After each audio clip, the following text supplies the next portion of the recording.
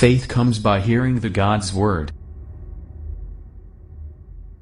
మనలో చాలామందికి బాబన్న గారు తెలియదు, కానీ వారు రాసిన పాటలు వెంటే గుర్తుకొస్తారు. పోరాటం,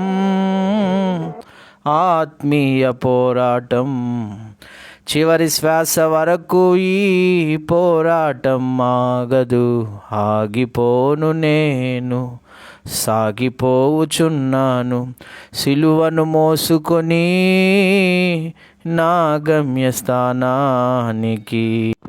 రెండో పాట, యేసయ్యా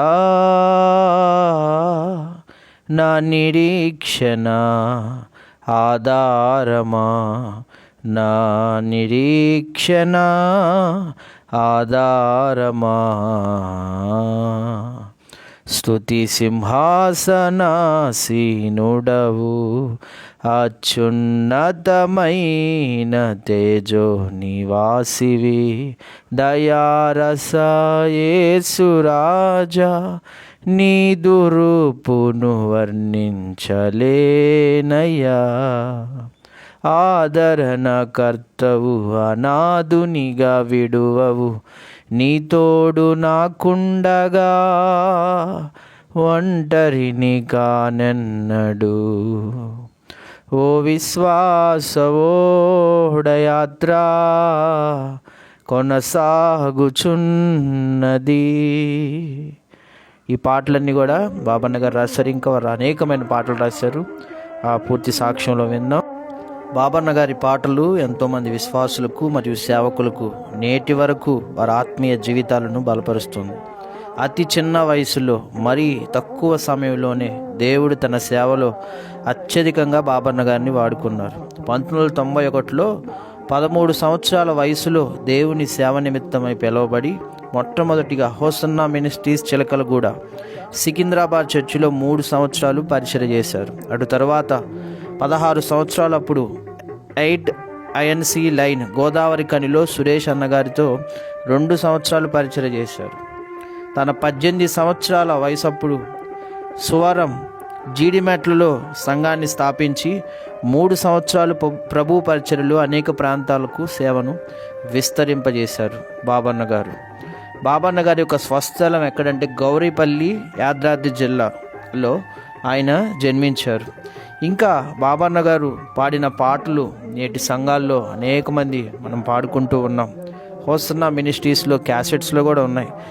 బాబన్న గారు రాసిన మొట్టమొదటి పాట పోరాటం, ఆత్మీయ పోరాటం 1994 సంవత్సరంలో వాల్యూమ్ నెంబర్ 5 క్యాసెట్లో ఏసన్న గారు మరియు ఆనంద్ జయ్ కుమార్ గారు పాడారన్నమాట ఈ పాట. బాబన్న గారు 16 సంవత్సరాల వయసులో SPG చర్చ్ 1994లో కన్వెన్షన్లో పాడిన మొట్టమొదటి పాట పోరాటం, ఆత్మీయ పోరాటం.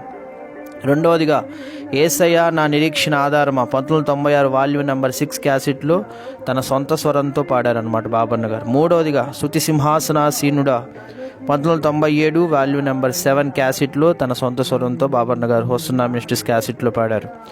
4 కృప నా కోసం సిలువలో వెలిసింది 1998 బాబన్న గారు ఈ పాట సంఘంలో పాడారు.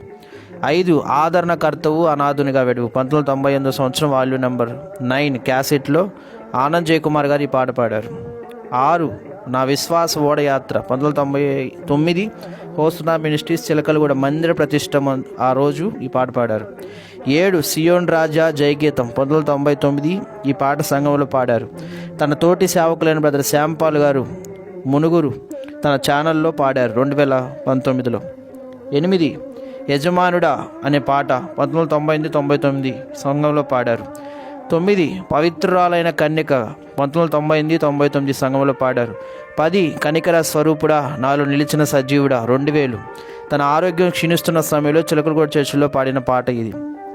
11 నీ సిలువను మోసుకొని ఒంటరిగానే వెళ్ళిపోచున్నాను చివరి పాట 2000 సంవత్సరంలో తన చివరిగా రాసుకున్న ఈ పాటను బ్రదర్ సురేష్ అన్న గారు గోదావరి కనిలోగా ఆ చర్చిలో పాడి 29 ఏప్రిల్ 2000 సంవత్సరంలో ప్రభునందు నిద్రించారు. బాబన్న గారు మరణించడం గల కారణం ఏంటంటే ఆయన చివరి శ్వాస వరకు దేవుని నిరీక్షణ కలిగి సంపూర్ణ దైవిక స్వస్థతలో ఉన్నారు. ఏ విధమైన మందులు కానీ, హాస్పిటల్కి వెళ్ళటం కానీ, చెకప్లు కానీ అసలు అనుమతించలేదు. గోదావరి కనిలో సురేష్ అన్నగారి చర్చిలో ప్రభునందు ఆ చర్చిలో నిద్రించారన్నమాట బాబన్న గారు. నిజంగా ఇటువంటి దైవ సేవకులు జ్ఞాపకం చేసుకోవటం, వారి సాక్ష్యాన్ని వినటం మనకెంతో ఆశీర్వాదం అన్నమాట.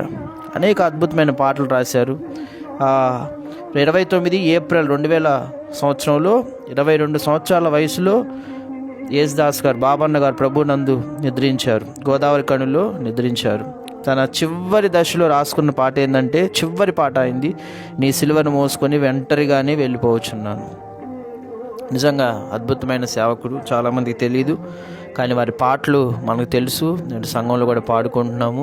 అతి చిన్న వయసులో ప్రభు కోసం రోషంగా పనిచేసి అనేక ప్రాంతాల్లో పరిచయం చేసి అనేక పాటలు రాసి యవ్వన కాలంలోనే ప్రభు నందు నిద్రించారు. వారిని జ్ఞాపకం చేసుకోవడం ఆశీర్వాదం. ఒకరోజు తప్పకుండా మనం సియోన్లో, పరలోకంలో బాబన్న గారిని కలుస్తాము. అటువంటి దైవజనులు, అటువంటి పౌరుషం, రోషం కలిగిన దైవజనులు, దైవిక స్వస్థత మీద ఆధారపడి దైవజనులు ఇంకా అనేక మంది లేచినట్లుగా మనం ప్రార్థన చేద్దాం. దేవుడి సాక్ష్యాన్ని మన హృదయంలో భద్రపరిచి ఇంకా ఉజ్జీవింపపరిచి అటువంటి సేవా పరిచర్య ప్రభు కడవరి దినాల్లో, అంత్య దినాల్లో జరిగించినట్లుగా మనం ప్రతిరోజు మానక ప్రార్థన చేద్దాం. ప్రభు రాకడకై సిద్ధపడదాం.